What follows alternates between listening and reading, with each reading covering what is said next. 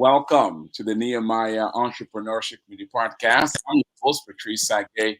I am here in studio today with some good friends. Of course, all you guys know Pastor Charles Kearse, or he doesn't like when you call him. Has an incredible anointing upon him. He's a marketplace pastor. Charles Kearse, the director of Urban Impact, also co-host of this podcast from time to time.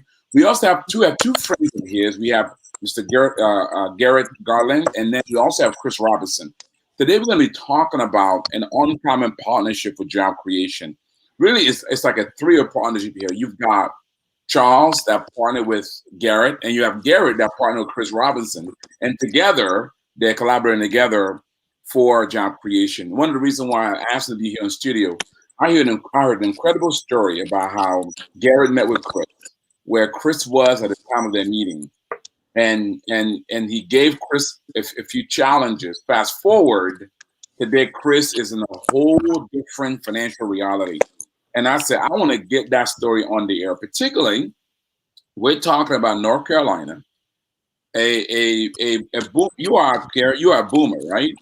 That's correct. A white boomer, and I'm assuming Chris is he a millennial or is it a Z? What generation is he? He looks like a millennial. What are you, 31, Chris? Sir, are you 31? You said I'm a millennium? Millennial. No, are you 31. How old are you? I am 30. Wow, 30. So you've got a boomer, a white boomer, 74, an African American millennial in North Carolina, in an uncommon partnership for job creation. And I want you to hear the story because oftentimes all we hear in the news oftentimes here in America is about how black and whites don't get along and all these issues and so on. I mean, we do have some issues, but we have many stories like this that we need to talk about so that you can see when it comes to the marketplace and economics, we've made much progress, evidenced here by Garret and Chris. All right, so but I'm going to start with you, Charles. This is your deal. You so tell us, Charles, in terms of how you got to meet Garret, how that fits within your overall strategy, and how and what role you play in all of this. Wow, yeah. So I got to meet I call him my fast friend, Garret. We were actually out on a golf range, and he walked up, very distinguished young man at the age of 74, and he started hitting a golf ball. And there's a certain sound when you compress a golf ball, and then when it goes straight, you're like, this guy knows what he's doing. I need to talk to this guy. But even prior to that, he had a staff bag, which is a sort of like a pro bag that professionals carry. And it had a beautiful emblem on it that said he was a U.S. veteran, and he had won some awards in the golf space. So we really started building the relationship, or really talking about. This was in the heat of after George Floyd's murder, and things were happening in the nation, and everything was kind of in chaos. And he began to talk to me about his desire to see white and blacks come together around golf. And so that's right up my alley. I love golf. I love to have conversations with all types of people. But then we even took it a little bit further and started talking about, well, what if we came together and had some very constructive conversations, getting to know each other, and then started to do good in the community. And Garret proceeded to tell me about the Purple Heart Home charity that he was a part of. And then, long story short, we actually went out.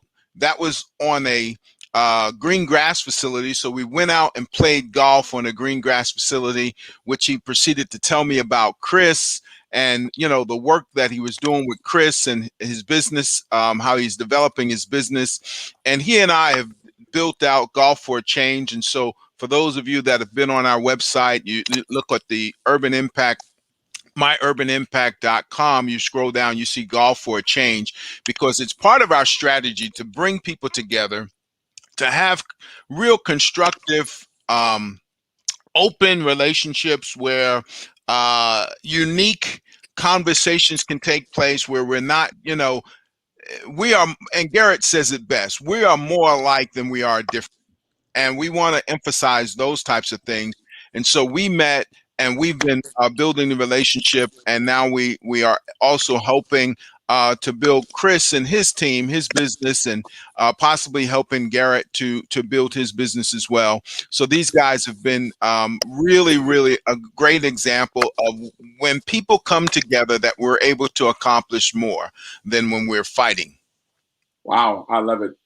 Oftentimes, Charles, you talk about the power of the golf and its ability to create connections that crosses gender, crosses race, crosses economic, economic differences. Here's an example of that, right? I mean, you guys met on the golf course, and the rest is history. So golf would change. I mean, this is evidence that golf would change and work. Yes, sir. Garret, tell them what golf for change is and why golf is such a key part of your strategy to impact urban communities. Well, as I've told Charles and other people I meet, I'm a former Army officer. I was in Special Forces. I was a Green Beret captain. And people of color, we work with very well. We don't look at color the same when we're in the military, because someone who has a black face or white face, either one of them protects the other at all costs to their own lives. So we're very protective of each other. We always give each other the benefit of the doubt, but I don't see that crossing often into the civilian community as much as it should. So after the George Floyd killing, I have several friends that are black that play golf, and I asked them, what if we put an event together just at our home course where we bring together 30 or 40 people who are white and 30, 40 people of color, and we bring these people together and we put their names on golf balls, put them in a hat, and we draw names out of the hat. And those two people become partners on the golf course for 4.5 hours and learn about each other a little bit. As Charles mentioned, there's no way, if you talk to someone very long, you're going to find out they're much more alike you than they are different. They have common dreams. They have common goals. They just want an opportunity to fulfill their dreams and have people look at them as an individual and judge them, as Martin Luther King said, by the content of their character and not by the color of their skin. So with my attempt, and in this day and age, you need to be part of a solution as opposed to just sitting idly by. So I thought it was an opportunity for to get together and give people a different idea of how people get along. Gary, that's the proper thing. So in a sense, oftentimes when we talk about the racial dynamic in America, this is Black History Month at a time when Blacks around the nation celebrate the contribution of African Americans to the United States. We often limit our perspective to the civilian space. We don't realize that in the military space, there's a whole different reality. That you guys are even more advanced. Not even, you guys are more advanced than what we know did as America. So talk about that again, because so when you as a military guy look at what happens day to day, what a George Floyd, whatever the situation is, how significantly different is that than the reality for you guys who are in the service? Well, again, one thing, we all come from very diverse backgrounds. Some are rich, some are poor, some come from the South, they come from the West. And as we get together, we begin to talk to and see and understand people as people, because these are people whose lives are in your hands. Not all of us are combat, but we all come with the mindset that we need to find a way for us to communicate well and get along. We're not going to necessarily be best friends with everyone, but we need to be able to talk to them as individuals, understand their stories, so we can work with them in a very positive manner. Charles has understood these. He's been in the military. Chris was in the Marine Corps for 7 years, so he understands this also. So we just approach each other in a much different manner, I think, than the average citizens who come together with distrust, and sometimes rightly so, but we don't have that same mindset. That makes sense? So with that, it does. So what has the military done that we as civilians can learn, as entrepreneurs who are building businesses? What is different between the way that organization operate that we need to glean on the day-to-day civilian life Well, I to think number enhance one, relations? the big thing with the military, it teaches you discipline. You know, you have to become very disciplined in the military. And through basic training and advanced infantry training, other training, you have to be very disciplined. You have to get used to working under certain time constraints. You have to, I think that discipline thing is the big thing. You can't go at things kind of lackadaisical. You have to be very focused to do your job properly. And with the military, you're advanced in your career by your ability to do things and your ability to lead people. Mm-hmm. And I think those are the two big things. You know, your leadership skills are very important, and they train you on those. But they also train you just how to better control your day-to-day life, how discipline's important. You can't simply do what you want to do every minute and get anywhere. You need to focus on certain skill learning, and that's what the military does for you. Yeah, and then also, Patrice, and Chris, I'd like to hear your perspective as a Marine as well.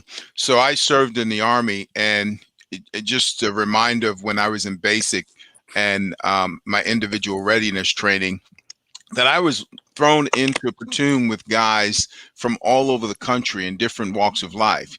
Now, initially, you know, a guy growing up in Brooklyn, I was able to get along with most of the people, but then some of the people, this was their very first opportunity to be exposed to different types of people, and they didn't do so well. However, to Garrett's point, we were trained to be leaders by example.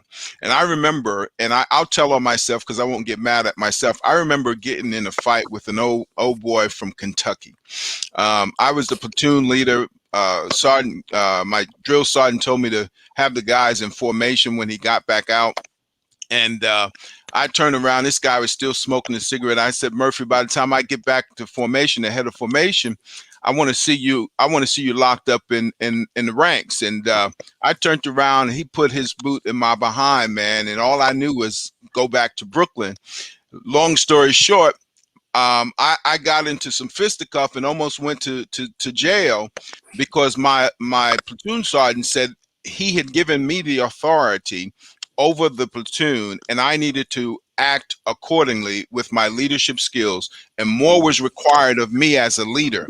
And from that day on, my life totally changed how I dealt with adversity when people were different. We all had different opinions. We didn't all agree, but because we ate together, we slept together, we marched together, we cried together, we fought together, we trained together, you know, we got our mail together, we did everything together. Now, when graduation came for us to move to the next level, we were ready. We were a unit, and so that training. And I know Chris's experience as a Marine was even different than ours, because the Marines, I mean, even though they got them nice dress blue uniforms, they crazy, man.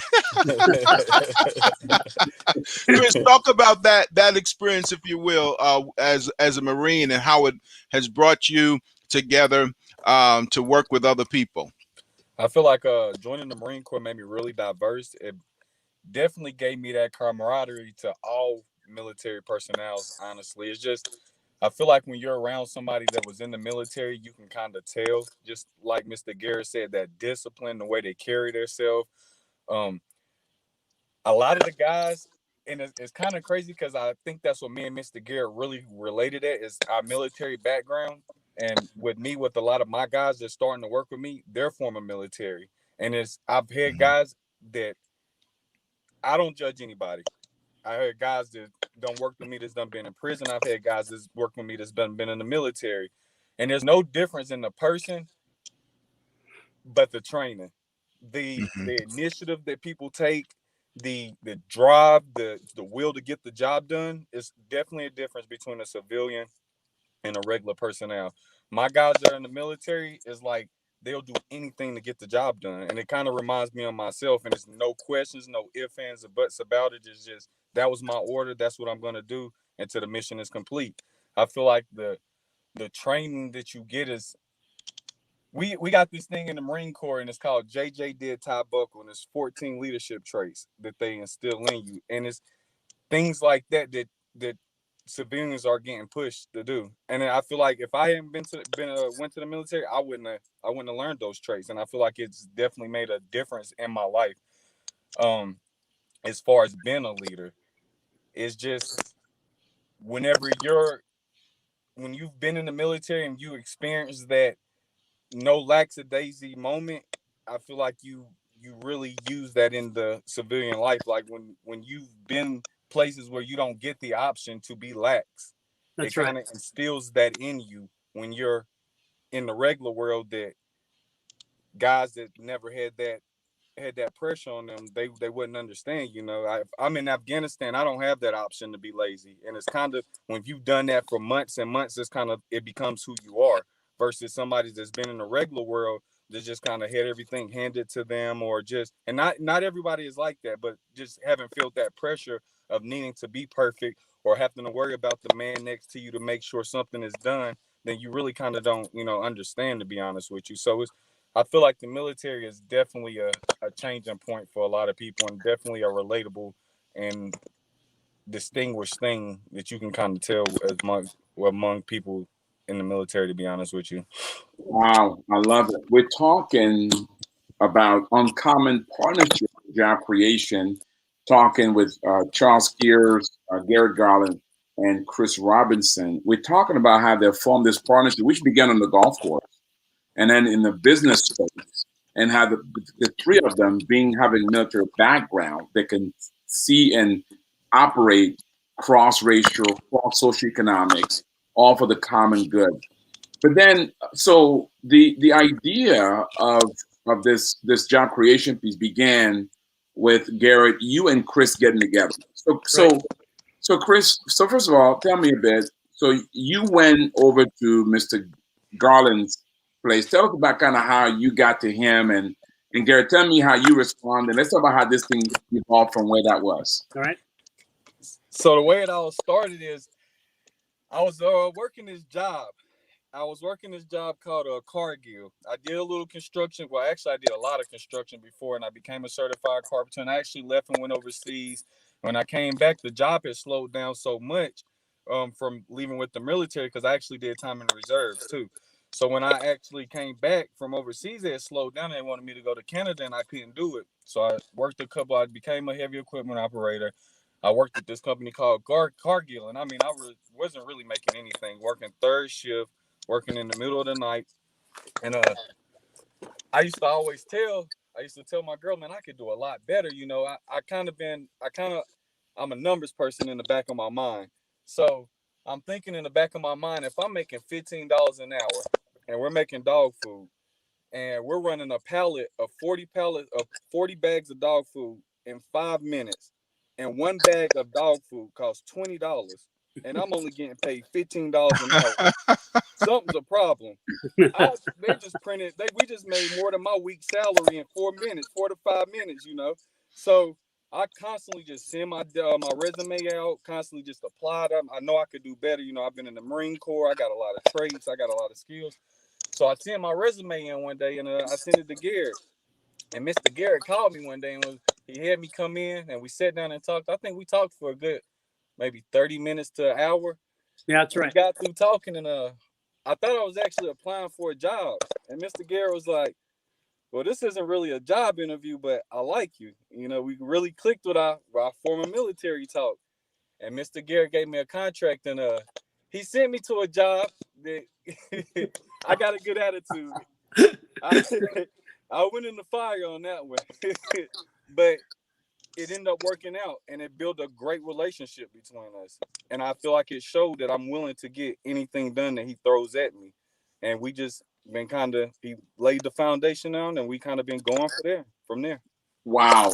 So it began with the fact that, Chris, you were unwilling to be content with your situation. You did the math in your head. You said, wait a minute, I'm worth more than what they give me right here. Right.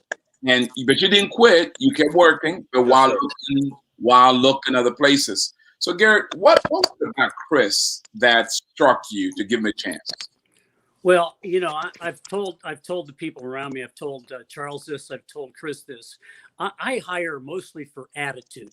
You know, I can teach people a lot of things if they have a good attitude. If they don't have a good attitude, it's tough to get through to them sometimes, and they butt heads a lot, and they don't want to learn and do things. So I try to hire for attitude. And I don't really care if it's a man or a woman, if they're old or young, if they're black or white. None of that matters to me at all. What matters is what kind of spirit do they bring to the job, and what kind of work ethic do they bring to the job. Even if they don't know the job they're going to do, how they're going about learning it in order to become good at it.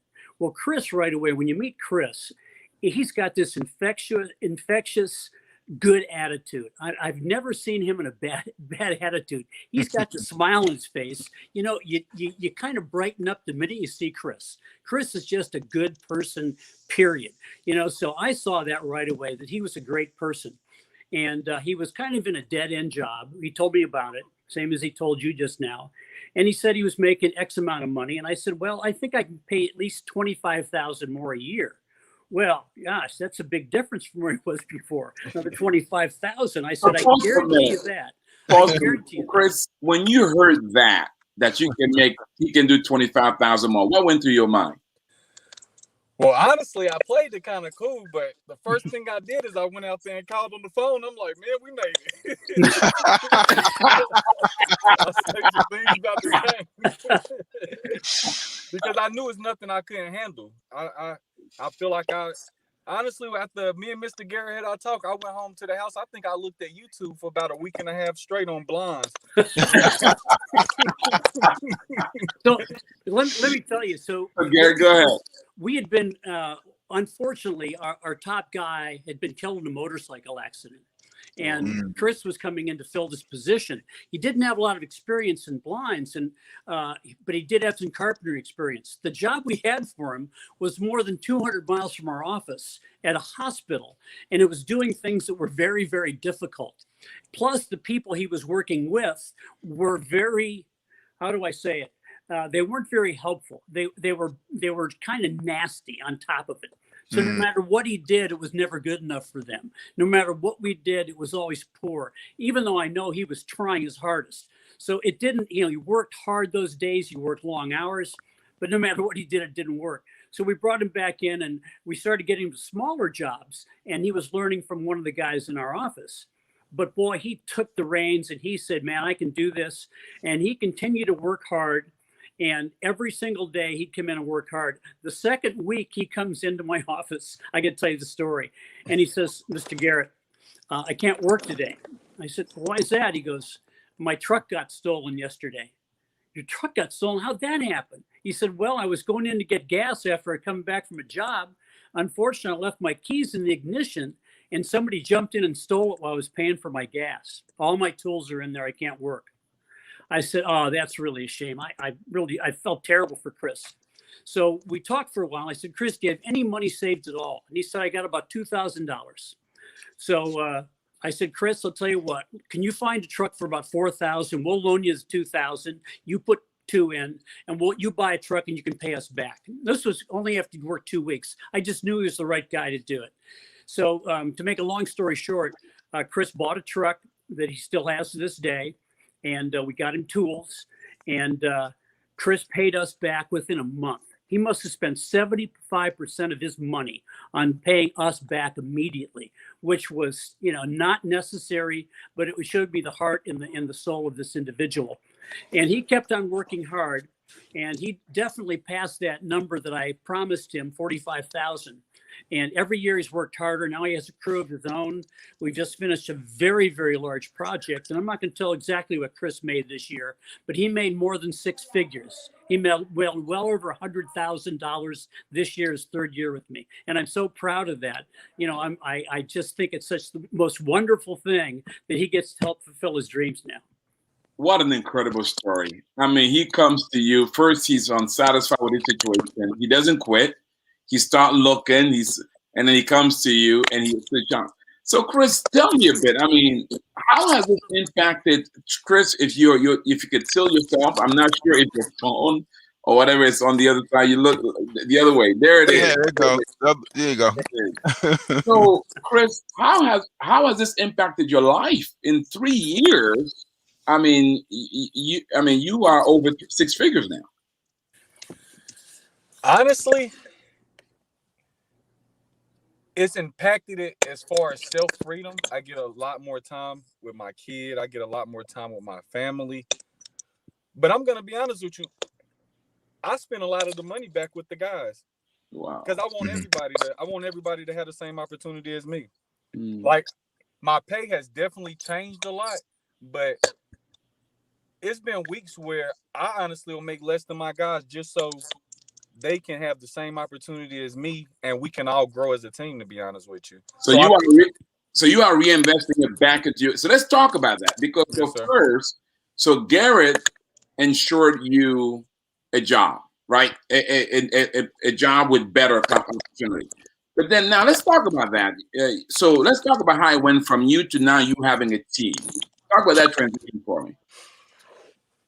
So when I came into this, I seen that I was coming into it as an independent kind of style contractor. So I knew this could be a great stepping stone for me to start my own thing, to be Hey, honest with you. Chris, let me interrupt for a second. Yes, sir. When Chris decided to work for me, uh, we told him, listen, we don't want to take you on as an employee. We think it'll be better for you in the long run if you start your own business and work for us.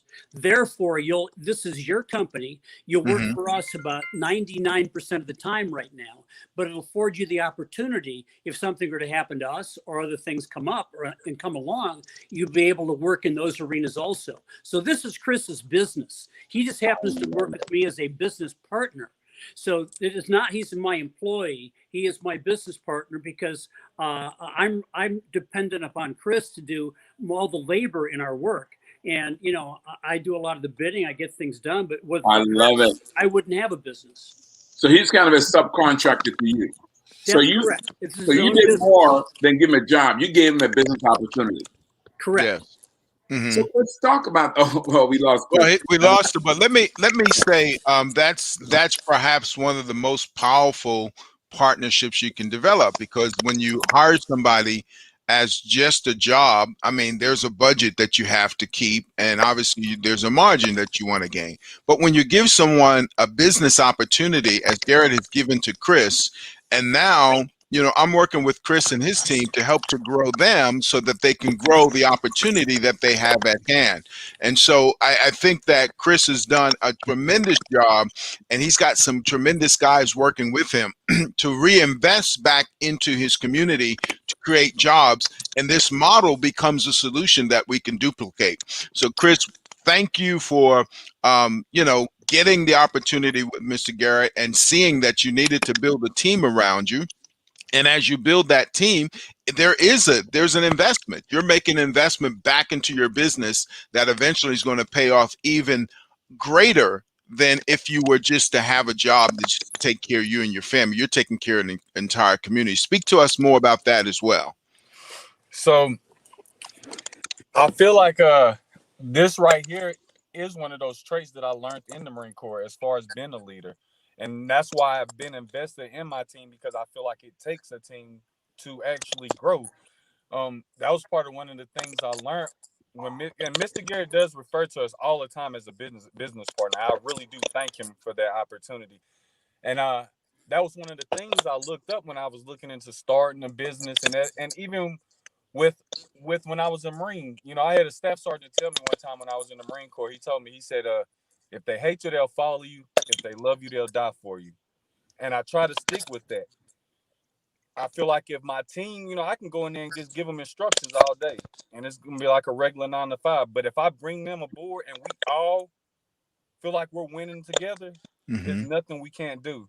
And I feel like that as a leader, I feel like it's my obligation to actually teach them and pass on some of the things that I've learned because I feel like a lot of times in our community, we don't get those chances to learn and be blessed with the opportunities that I've even got or even learn half of the knowledge that I've got. So I feel like that was part of the plan and still is part of the plan with building the team, to be honest with you.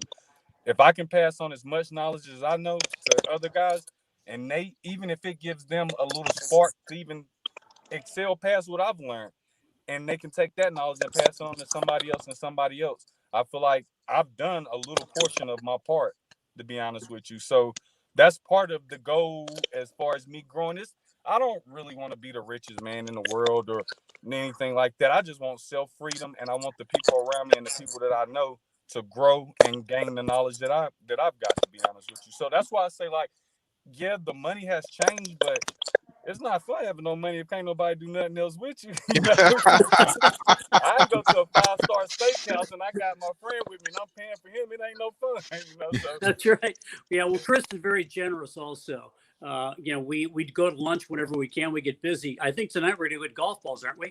yes, You sir. and I? Okay. Yes, sir. And we're going shooting. So anyway, again, I think the world of Chris. I got to tell you, I mean, I'm as proud of him as I am as my sons. He's just a really good person. And, I take some vicarious pleasure in his success. I have created his success. I've created an opportunity, but he's done all the success himself. And I think he's passing that on. And all of his men are also Black. So they're learning a different attitude, I think, than they may have had with other jobs. They're working for another young Black man who has a strong work ethic, understands how to build skills, and it's not a position where you've got to do this or else. It's, hey, listen, you do this and you can grow and you can have an opportunity to build a better life. And we're going to teach you some skills that are important for that. And that's, I think, we take to all of our relationships that way. It's what can we get from each other and what can we give to each other that makes a difference and impact in each other's lives. And I think Chris is an excellent example of that.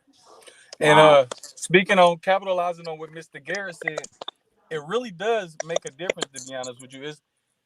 I feel like with me being in the military, it really diversified me and been able to relate to a lot of people. Just from where I'm from, Little Salisbury, with a high crime rate, to even going off in the Marine Corps, just getting a different attitude about myself, meeting a lot of people, converting with a lot of people.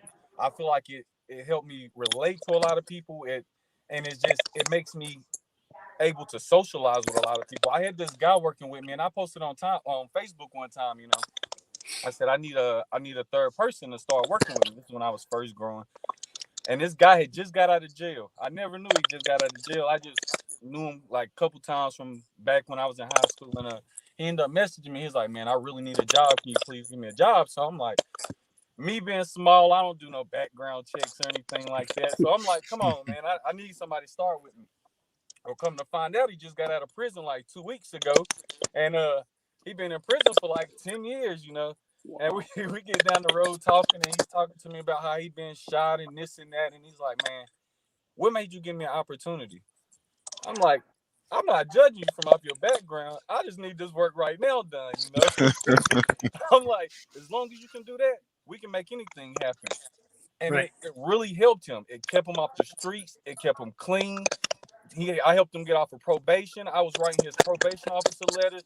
I would do jobs. I just actually explained this to Mr. Garrett. I did a job at the beach, and he would work with me. And he couldn't leave the state of North Carolina. Well, the job was in South Carolina, but it was probably, if we was in South Carolina to get to North Carolina, you take 5 steps to the right, and you in North Carolina. So what I did is we did this job in South Carolina, and I actually booked the hotel in North Carolina. And we had to drive about 20 minutes back up to the hotel just so he could do the job. And it helped his probation officer see that he was working, he was doing, and it helped him get out. And it helped him actually restart himself. And he's working up in Indiana now. He's stable. So I feel like if people actually do get a chance, it actually helps people, It's just on us to actually see that sometimes people make mistakes, or sometimes people just didn't have the education or even have the resources to be able to make it to that level in life. And I feel like me being able to give people opportunities and not judging people off their past is actually helping. And I was telling Mr. Kearse about that. That's one of the things I want to do here in the future. I've been talking about it for a couple years, but I actually want to take minorities from different communities, and I was gonna do it with men, but I want to do it with all people. And what I want to do is we sit down at least once a week or once every 2 weeks, and everybody leaves the group with homework. Whether it's something as simple as how to start an LLC, how to register your name, how to run a business account, just all of these things that people in our community really are they're not taught, to be honest with you, whether we believe it or not. Like, it's a lot of people that just come to me and ask me how to start an LLC. So I feel like if we can start a group, give everybody homework, and every week somebody come back with something they learned and spread it to the group, and you just never know what knowledge that people are going to gain in between the group. So that's one of the things I want to start here in the future too. So That's right. Wow. I love it, Charles. I see a light bulb right there, man. Just about to Right. happen.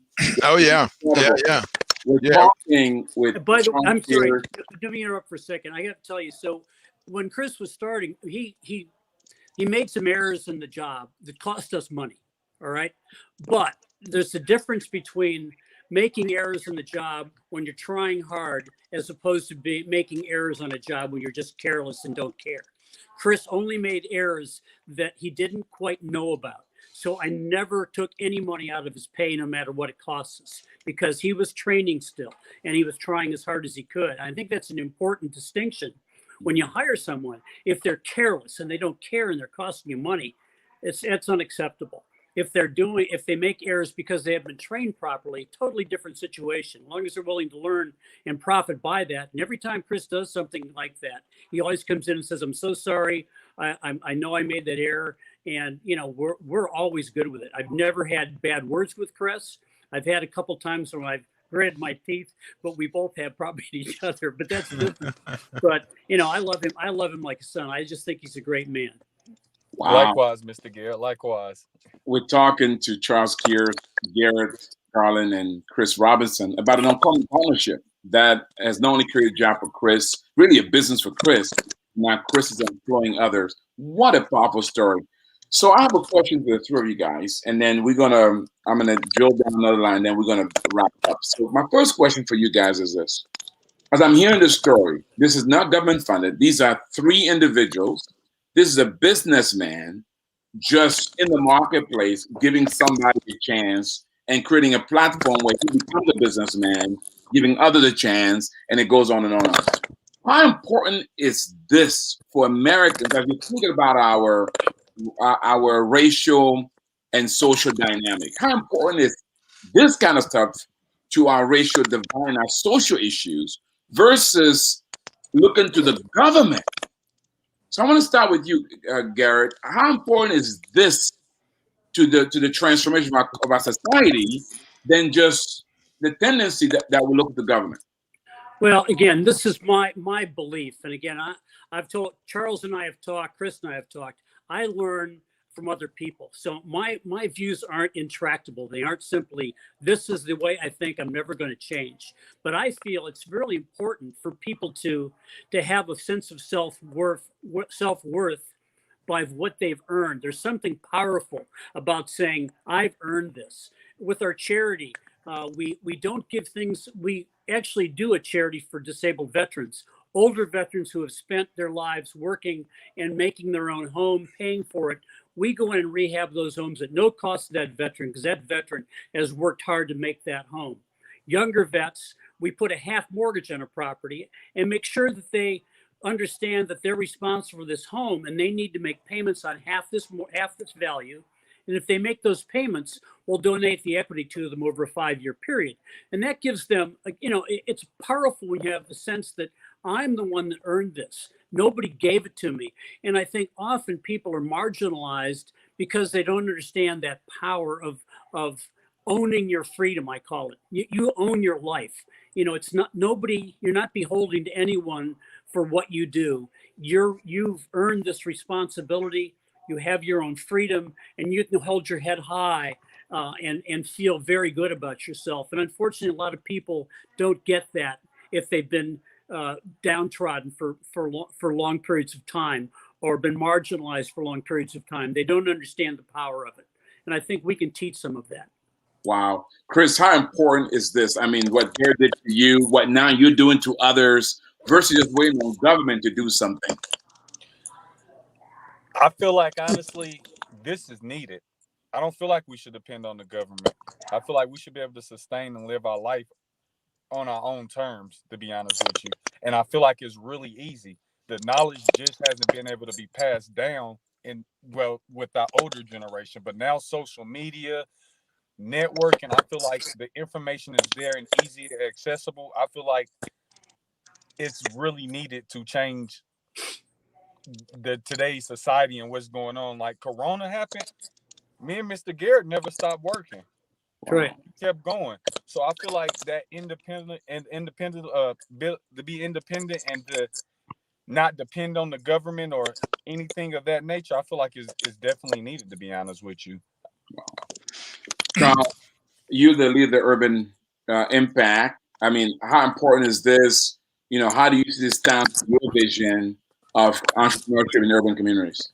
Well, I think this model it transcends just urban impact, and particularly Chris mentioned that he grew up in Salisbury. Salisbury is a rural area here in North Carolina, not too far from Charlotte.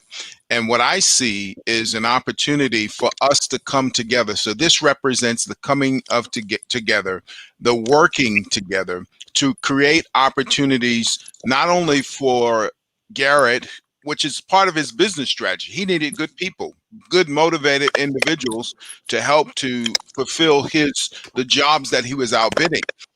Chris got the opportunity to actually benefit from the opportunity and grow and continues to grow. So, and here's Nehemiah. We're coming in, we're saying, hey, let's help both of these guys continue to grow, because as they grow, then we can now help to change impact not only urban communities, but also rural communities. And I mentioned the Salisbury because there's the VA center up there, and it's a government-run entity. Well, they have all the goods and services that we can now help to repurpose and say, hey, how about revitalizing and giving people opportunities that may have gone the way of crime simply because they weren't taught properly? Now let's teach them, let's train them, let's give them an entrepreneurial mindset and transform them into leaders utilizing the military prowess that we have in our communities, because these veterans are sitting around doing what? But if we tap that leadership skill and then we combine it with entrepreneurial skills, the sky becomes the limit, and then we can attract other businesses. We have Lowe's Home Depot right up the street in Morrisville. They're headquartered here in North Carolina. We bring all of that together and say, hey, let's create greater opportunities, greater jobs, and then we can contract with the government that's going to spend the money anyway. We don't want them to give it to us, but we want to earn it and be a full contract with them because they need to build infrastructures and make things happen. So as we shape this movement, right, as we shape this, we're just saying, hey, we are the United States of America. We are veterans. We know that there are ways for us to be able to come together as kingdom people with the love of God, the power of God, and we can make a difference and stop fighting against each other, because that's the biggest thing. When we are divided and we're fighting against each other, we fall as a nation. But when we come together as a nation, we unite and we have friendships, we have fun, we make some money, and we make a difference, man, the sky's the limit. We can do this all day, every day. And let me say one more thing. I think, again, we always just talk about diversity now, but the power is in individual diversity, black, white, old, young. It's the power that diverse individual brings. When we start talking collectively and thinking collectively, often it pulls away from that. So, I think having people like us around that look at each other as individuals. We don't care about color or anything else. We look at the individual and what they can bring to a situation or what we can help them with. That's, I think, very powerful. Again, nobody's completely colorblind. I can see that you gentlemen are black. I'm not an idiot, but that's it. I've already acknowledged you're black. That's it. So now we just move on to the next thing. You acknowledge I'm white. It's pretty obvious I'm an old white guy. So that's just not that important. that can hit a golf ball. And it's just not important in our conversations anymore. When we see each other, we smile and we light up, and we're people. So it's a matter of just treating people like individuals, giving them the benefit of the doubt until they prove themselves that they aren't worthy of that. And then we move on to something else. We can't change people entirely, but I think we can affect change in most people that really want to say, I want a chance in life. I want an opportunity to live my dreams. Well, we got to tell you, you can attain almost all of those. Maybe not every one of them, but you can make a difference in your life, in your family's life, in your community's life, just by trying to work in a good manner toward a goal. And we're always working toward that. Maybe we never make it, but we're always working towards something. And I think that's a good thing. I love it. Tony Taylor says that's true. Our community has to be financial literacy and how to create proper businesses. And then Jennifer, here's what Jennifer Grace says. Awesome testimony. God bless you, Chris. This is incredible. So let's land this plane. I mean, what we've learned here is the power of a young man who's unwilling to accept mediocrity, right? I mean, it began with Chris saying, you know what? This situation doesn't define me. He did the math. So if you're in a difficult situation, people are paying what you don't think you're worth. Do the math, and you don't have to accept that reality. But he didn't quit. He started looking, right? And then Garret gave him a shot. Saw the potential in him. Saw beyond his color, his age, and even his current skill set. Saw that he had experiences that could transfer. Took a chance on him. Very true. A businessman took a chance on him and didn't just give him another job, but gave him an opportunity to fulfill his potential. And Chris didn't hold him to himself, but what he now did, he extended that to other people. Now, Garret, via Chris, is helping a whole community of people that he would have never met otherwise. And then Charles coming around him and say, you know what, guys, we can even make this even bigger. This is an incredible story. So this models what's possible for our nation and what's possible for our communities. I'm going to ask you guys for some key advice for our people there. Before we do, a few commercials. So if you want to know more about Garret and Chris and what they're doing, first of all, Garret has a nonprofit running that he's supporting his passion. He wants to eventually retire, leave young people like Chris and them running the business so he can go do what he cares about. So, Garret, what's the website for your Purple Heart? It's the website is Purple Heart. Yeah, the website is Purple Heart Homes. Okay. And it's www.phhusa.org. And we help disabled veterans with their housing needs. Wow, that is incredible. So go there to learn more about that. And let me tell you quick, we started the one wheelchair ramp now 12 years ago for Vietnam vet. This year, we'll come close to finishing our 800th home. We'll do 160 homes in 25 states this year. That is incredible. Dr. Garret, thank you for your service for our nation and for your service to those who have served our nation. And then, Gary, but you also have a business, right? Yes. What is the website for the company? They want to know more about the blind man. Where they go? We'll be changing shortly, but our website right now is The Blind Man. It's www.theblindmanCommercial, the Blind Man Commercial. We do window treatments for large projects like hospitals, churches, schools, military bases. And Chris is the person that provides the labor on those jobs. And we provide the service in North and South Carolina, parts of Virginia, and parts of Georgia. That is incredible. That's incredible. So go there to learn about the blind man and to learn about the Purple Home Ministry. Let me tell you, we're about to become the original blind man. We're rebranding because I love it. We've been around the longest. We're gonna take that name. I love it. The original blind man. So don't you leave yet because they got some advice for you. But before you, if you enjoy this podcast, I want you to share it. Share it with friends. Share it with family, share it in your social media, so that others can be encouraged, like Garret, to give others a chance. Like Chris, not to accept the status quo and to step out there in faith, trusting that God will open doors. Like Charles, that took a chance on the golf course, on the golf outing, to reach out to somebody of a different race, a different age, a different culture, just to create a relationship, so that you can also create uncommon partnership as they've done for job creation. Also, if you want to know more about the Nehemiah project, we can come alongside you and help you to build your business or start a new business from a biblical perspective, go to our website, nehemiahecommunity.com, nehemiahecommunity.com. There you can learn about our training program, Biblical Entrepreneurship, Identity, and Destiny. You can learn about our coaching program, come alongside you and coach you to grow your business, take the next level. You can learn about our access to capital. We can connect with our investors so you can raise capital to expand your business. Or you can learn about how to become a part of the community. We have over 1,000 member entrepreneurs from Asia, Africa, Europe, Latin America, North America, who are all working together with shared values to build businesses. Hey, join the community so that together we can transform the world. You'll meet folks like these gentlemen here that are also doing this kind of stuff around the nation, around the world. You know, Garret, before we close, I'm going to go start with you first. Somebody's watching right now and listening. They're an entrepreneur. They're a boomer.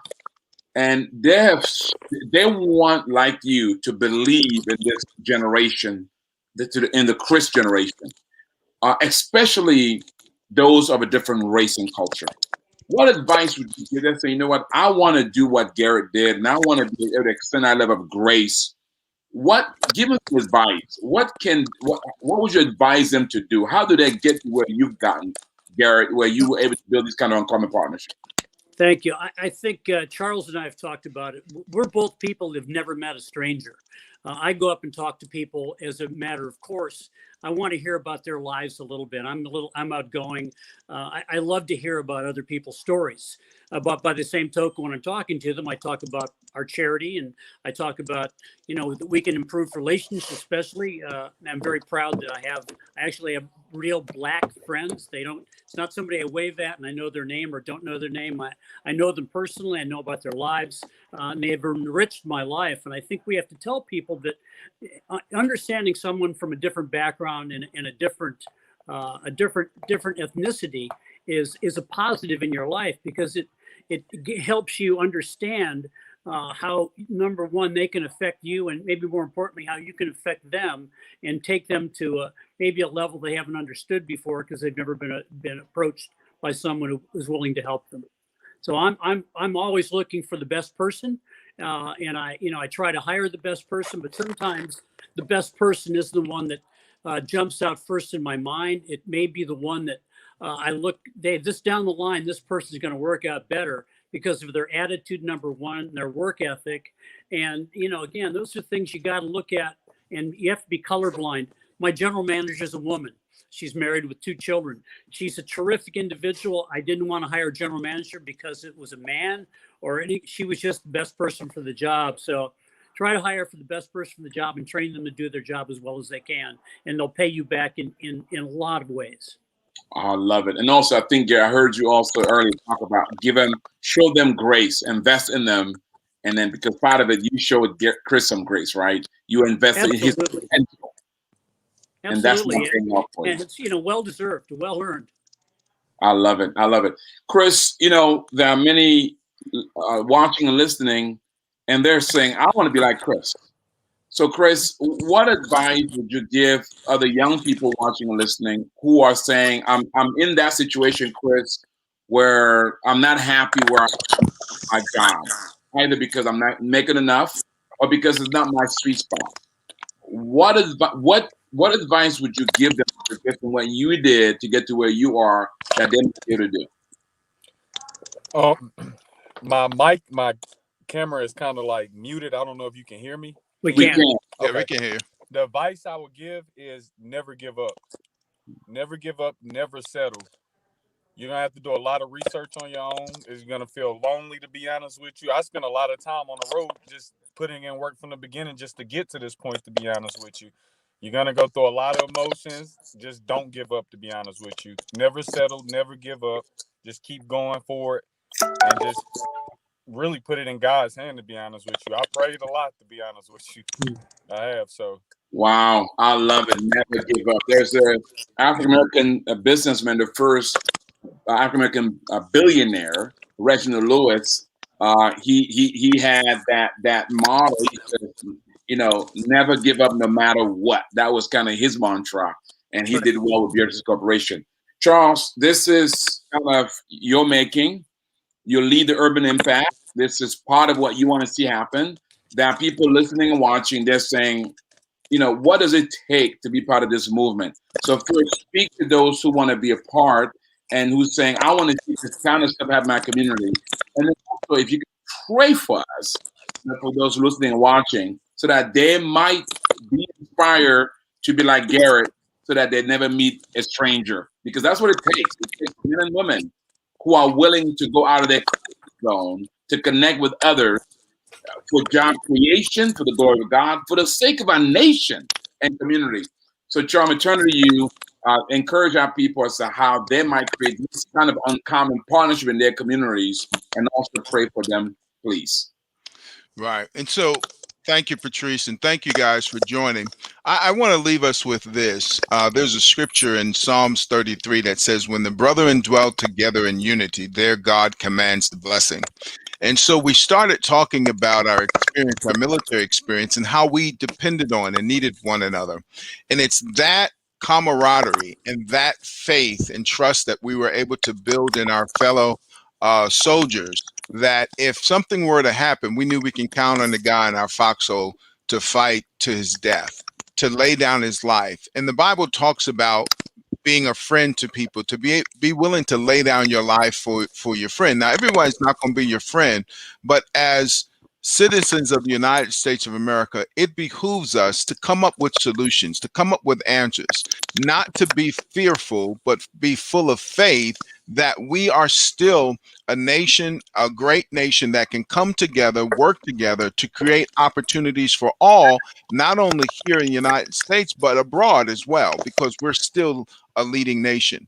And so to maintain our place in the world as leaders, as those that will share the gospel of Jesus Christ, the love of God, we must come together and stay together and work together.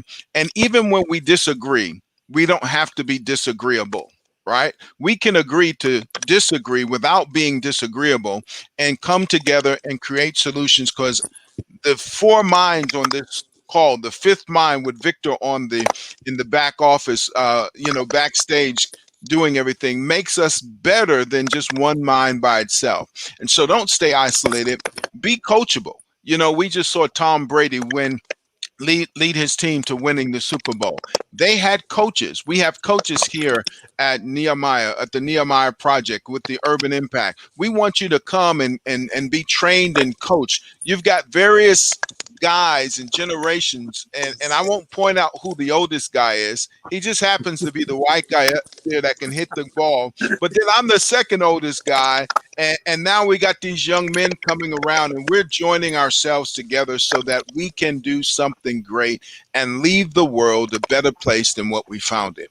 And that's really what we should do. All of us should be looking to leave the world a better place. And so to that end, I'm going to pray us out and say, Father, thank you for the opportunity to just have this conversation with some friends, even as we think about Black History Month and the great things that you have brought us through as Black people and white people coming together to assist and to work with us.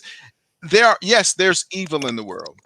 And we take this time to bind the enemy in the name of Jesus.